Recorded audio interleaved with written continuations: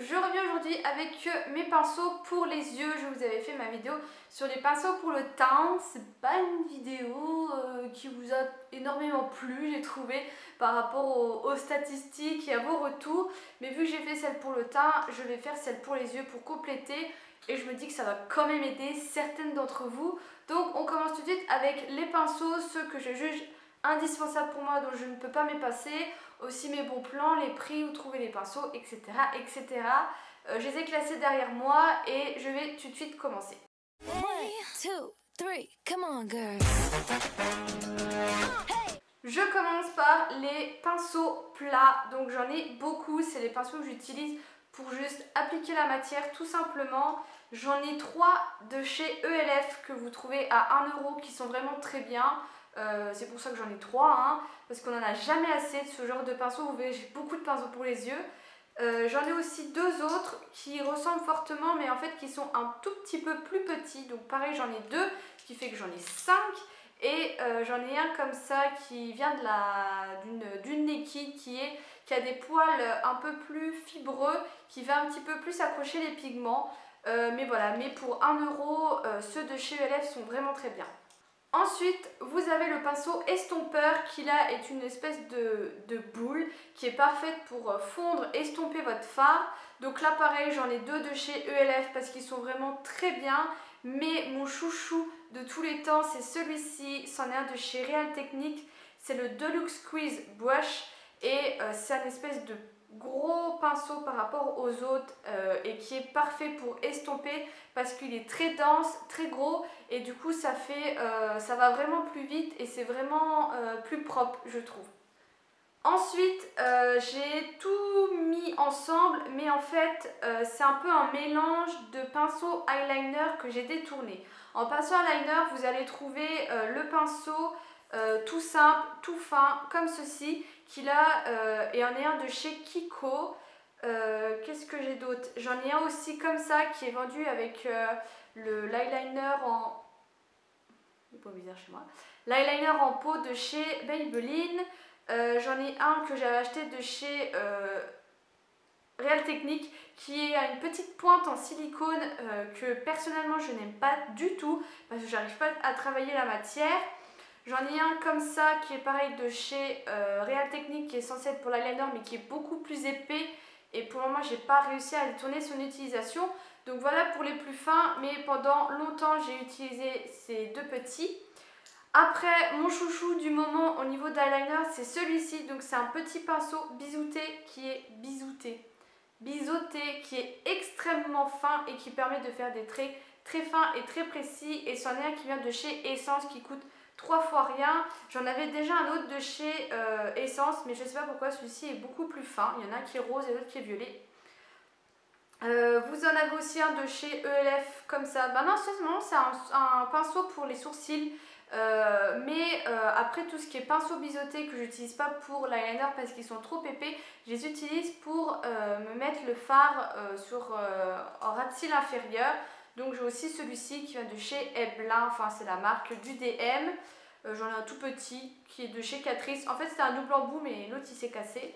Et j'en ai un comme ça de chez ELF. Donc là c'est plus un pinceau biseauté qui est bien pour faire le creux de paupière, mais je vais vous montrer d'autres pinceaux qui sont beaucoup mieux pour les creux de paupière. Ce sont ceux-ci, donc c'est comme les pinceaux estompeurs, on appelle ça principalement des pinceaux boules parce qu'ils sont un peu plus petits et ils vont être plus précis pour faire le creux de paupière. Donc là j'en ai encore un de chez ELF que j'aime beaucoup. J'en ai un autre de chez Essence qui lui est violet mais qui sont un peu plus gros que le ELF mais qui sont aussi très bien et qui seront peut-être plus accessibles pour vous dans les Auchan et il y a aussi Catrice. Essence et Auchan sont chez Catrice. Mais mon chouchou en ce moment c'est celui-ci, donc ça vient de chez Zoeva. Zoeva vous trouvez sur internet ou moi je les trouve en Allemagne dans les Douglas. Donc c'est le 230 Luxe Pencil et c'est pareil, un petit pinceau boule mais qui est pointu et du coup qui est encore plus précis et moi je l'adore.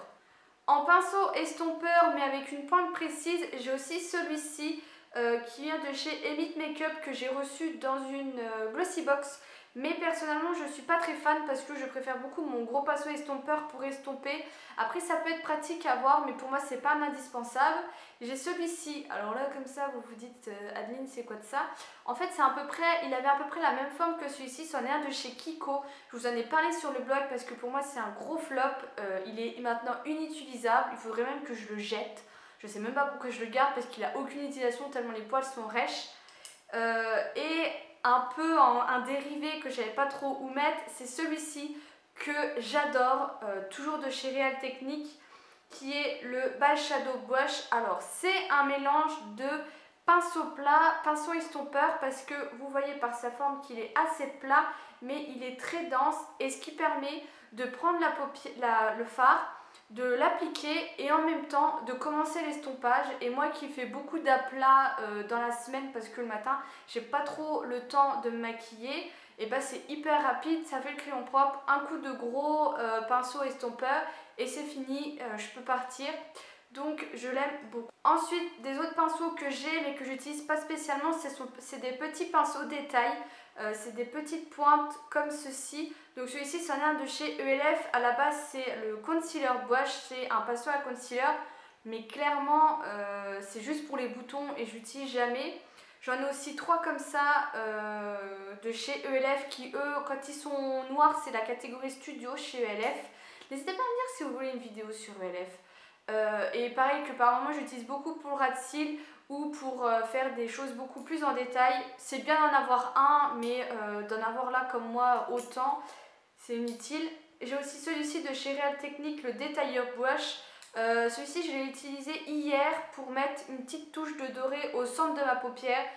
Voilà, pour ce genre de choses c'est très bien. Et puis j'en ai un tout petit qui était dans un kit que j'ai gardé. On retourne au pinceau plat avec des pinceaux qui vont être en fibre et qui vont être des pinceaux hyper bien pour tout ce qui est fard à paupières en crème pour ma part. Donc là j'en ai un que j'avais eu dans un lot de pinceaux de chez Lidl. J'en ai un de chez Nocibé. Je ne savais même pas que j'avais ça, de chez Nocibé. Eux ils disent que c'est un pinceau anti-cerne. Et j'en ai un de chez Ebelin qui lui est un peu plus gros et généralement c'est celui-ci que j'utilise parce que ça va beaucoup plus vite. Et vu qu'il est un peu épais, ça permet déjà de travailler un peu la paupière. C'est pas un indispensable, mais je pense que c'est quand même bien d'en avoir un si vous avez des fards à paupières crème.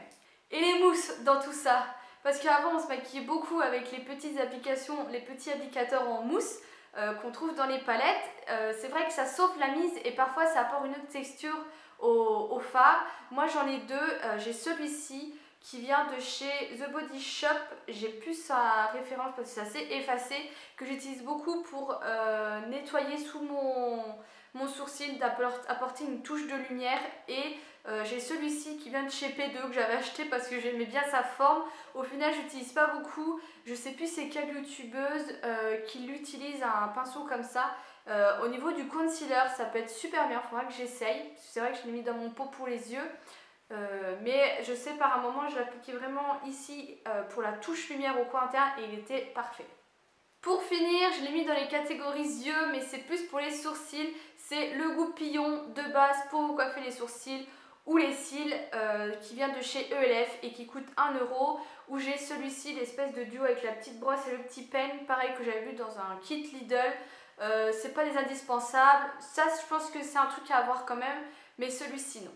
Voilà. J'espère que cette vidéo vous aura servi. N'hésitez pas à me poser toutes vos questions en barre d'infos. Je vous fais des gros bisous et je vous dis à bientôt.